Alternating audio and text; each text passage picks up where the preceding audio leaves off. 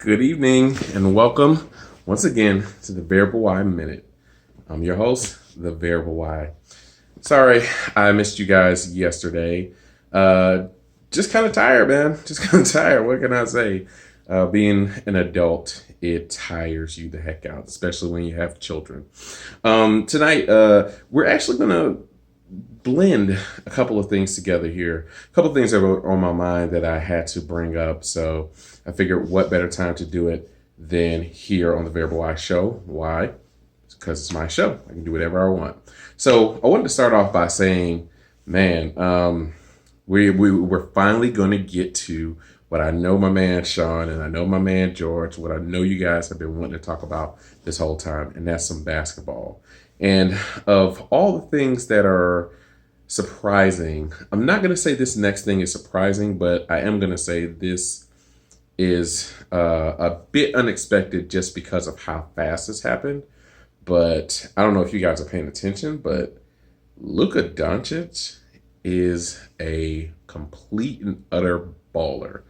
Like, it is ridiculous how good this kid is. He's so good that I had to pull his stats up. So I'm getting my computer right now just to look these numbers up. They are, like I said, they are pretty ridiculous for a second-year player. And of course, we all know that a lot of our European brothers had a stigma about them, saying that they were just a little soft. And this, of course, came from Europeans coming into the league, them getting punked, and then them winding up somewhere else. Dirk had that stigma on him for a long time until he went up against the mighty Heat with LeBron James, D. Wade, and Chris Bosh, and he silenced them by beating them and winning the championship. Now, that was in the past, though. So this kid, Luka, he came in last year, won the Rookie of the Year, and of course, he was drafted by the Atlanta Hawks. So, of course, it's the second time that we drafted the Rookie of the Year and traded him on draft night. Remember, we drafted Paul Gasol. So, but whatever. I digress. So, came in last year, put up pretty good numbers, 21 points, 6 assists, 7 rebounds, almost 8, 7.8, so almost 8 rebounds, shooting 71 from the line, shooting 42 from the field, shooting 32 from 3. Those are great numbers for a rookie, right? And so you think, okay, second-year player, he'll make a tiny leap, but he won't like jump out of the stratosphere. He won't try and compete to be one of the 1, 2, 3 best players in this league, right? Right? That's what you would think. But check this out. So this year, and it's only been 13 games, so, you know, maybe we should no, I'm not going to hold my horses. Maybe some of you will say, yo, Variable, why don't you hold your horses a little bit? But listen to these numbers, guys. Year number 2, just 13 games, Luka is averaging 29.5 points. Trying to follow it here. According to Basketball Reference, I should say, he's averaging 29.5 points, 10 rebounds, 9 assists. This is his second year in the league. And dude is only 20. If that, he may still be 19 years old. He is 29, 10, and 9. Are you kidding me? And his shooting percentage has gone up to 47%. His 3-point shooting percentage has dipped down a little bit. He's hitting about 3 threes a game, and he's taking about 9. So that's not too bad, especially from your wing guy. But man, I didn't see it coming this fast from this kid. Like, I knew he was a baller. I knew he could play in this league. From all accounts, they were saying that he was playing in the highest European league, a league that was very comparable to the NBA. So you knew that he could make it in the NBA, but you didn't think that it would be in the second year that he would just be a lights out player in the NBA. But he is a lights out player. He is up there with one of the best players in the league right now.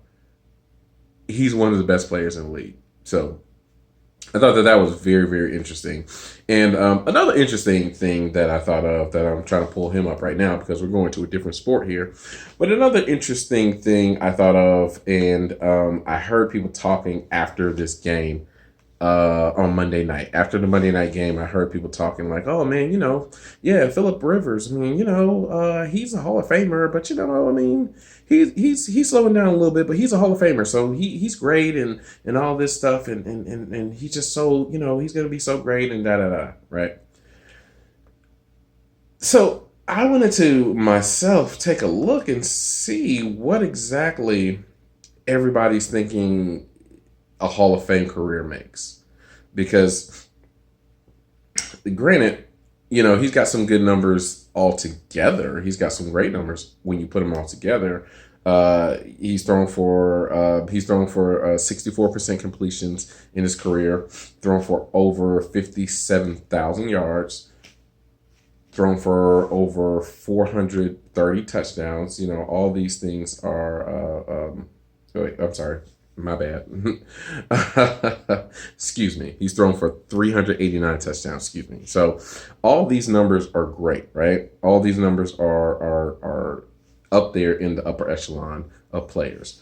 But I don't know. I don't know if he's a Hall of Famer because he's not one of those big time make a difference guys. Not to me. He's a guy you put him on your team. He's on your team for a decade or and over, and you don't have to worry about him at the quarterback level, right? Right. So I get that.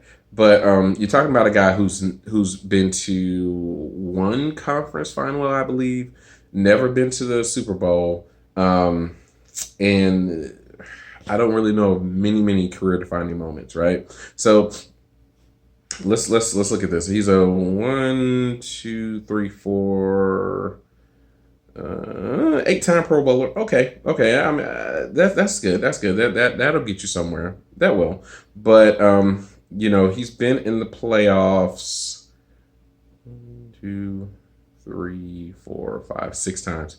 He's been in the playoffs 6 times He's been in the playoffs 6 times in a 15-year career. That's not even half, guys. Like, is he a Hall of Famer?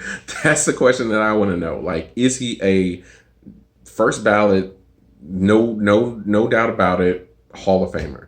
Never won an MVP award.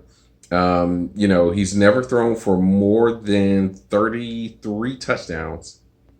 And there are a couple of years. One year he's thrown 21 interceptions. Another year he's thrown 18 interceptions. Another year he's thrown 20 interceptions. Another one, 2 other ones he's thrown 15 interceptions.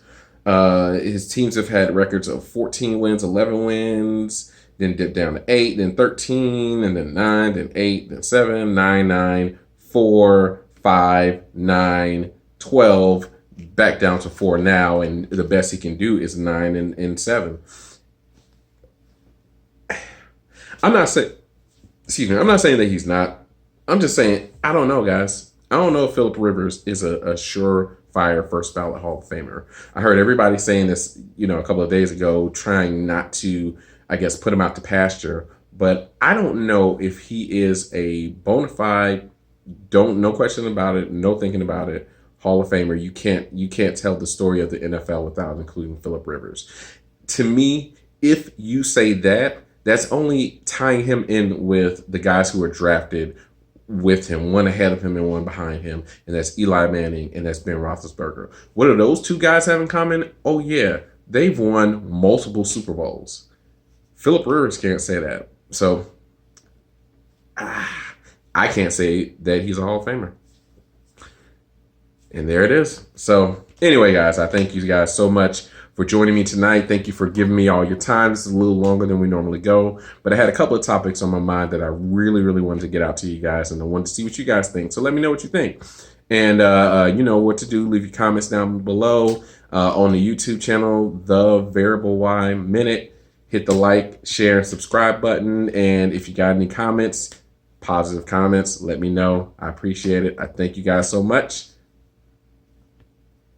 And I will holler at y'all later.